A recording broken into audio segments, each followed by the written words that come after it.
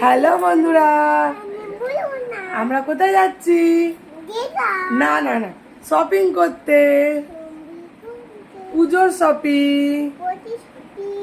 আমরা পিউর জুতো কিনতে যাচ্ছি। জুতো কি কিনতে যাচ্ছি? তোমরা যাবে?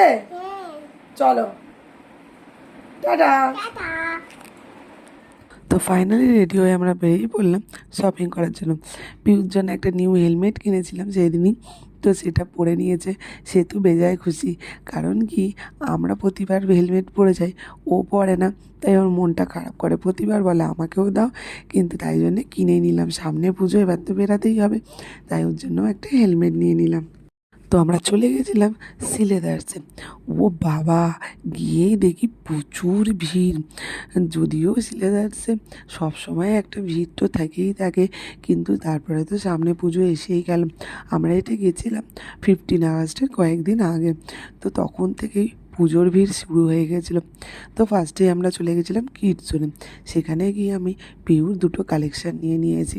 তো তোমাদের সাথে আমি পরে সেটা শেয়ার করব। পিউ কিন্তু প্রথমে গিয়ে একটু বিরক্ত হচ্ছিলো, কারণ এতটাই ভিড় যে ওর বিরক্ত লাগছিলো। তারপরে যখন মামা, কাকা, বাবা দেখছে সবাই মিলে গেছে, তখন বেশ আনন্দ করছিল।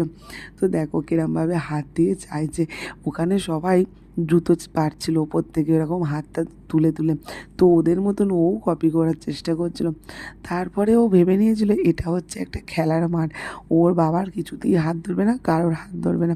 সে একা একাই ছুটে ছুটে চারিদিকে বেড়াচ্ছে। দেখো ওকে টেনে টেনে নিয়ে আসা হচ্ছে, আর ও হাত ছাড়িয়ে চলে যাচ্ছে কীরকম। তারপরে সামনে যদি পিউ একটা পেয়ে যায় মিরার, পিউ মিরারে এত ভালোবাসে, আমাদের ঘরেও ও বেশিরভাগ সময়টা খেলার চলে মিরারের সামনেই দাঁড়িয়ে থাকে। তো তারপরে যেহেতু তিন দিন পরে 15 আগস্ট ছিল, তো খিদুরপুরের একটা জায়গা এত সুন্দর করে সাজিয়েছিল, তারও একটা ভিডিও ক্লিপ নিলাম। আমি ঠিক এক্স্যাক্টলি বলতে পারবো না এই জায়গাটা কোনটা।